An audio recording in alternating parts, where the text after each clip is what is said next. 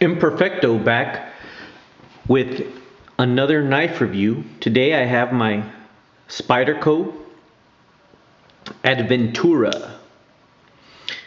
Yeah, I bought this knife many years ago. It's probably the same time that I bought that Scorpius. More than 10 years ago, for sure. That I have, or should I say the Scorpius that I have. I bought this knife shortly thereafter, but this knife is just cool. It just looks cool. It looks like something out of the future. Really. And one thing I did like about this knife was the fact that it had everything cut out. Even in the blade there's some cut out. The swedge right here is a little bit cut out. The handle, this lock that it has is really strong. And if you look inside here, you can see the actual mechanism for the lockback. But this lighter, or should I say this knife, is a lot lighter than my Scorpius. I think that Scorpius was like 4.5 ounces. This one's like 3.5. Just by taking out some of that blade material, it made it that much lighter. And of course this one has a 4-positional clip, and then it has this word dialects. I never found out what that meant or what it was for, but I liked the fact that it was made in Siki, Japan.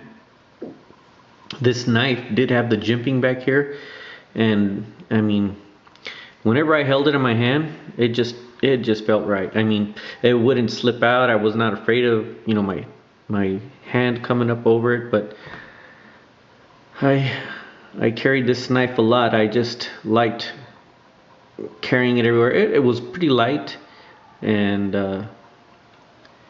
it just felt good. It just looked cool. I felt like I was cool when I carried this knife. The only thing I don't really like is this on the blade.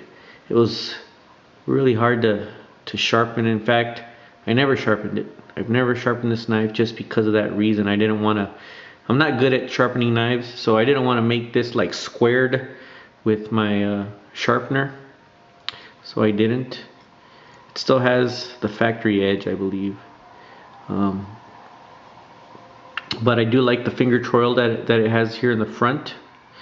And I just was happy when I bought this knife, and they don't sell it anymore. And really, I probably would never buy another knife like this, even though you could take the stainless steel liners apart on this knife. Unlike on some of the other stainless steel knives, this one you can take it apart. It's cool and it looks great, but I never really wanted to use it in a way that would beat it up or anything like that. And I don't know that it couldn't be used in that manner. I just never did.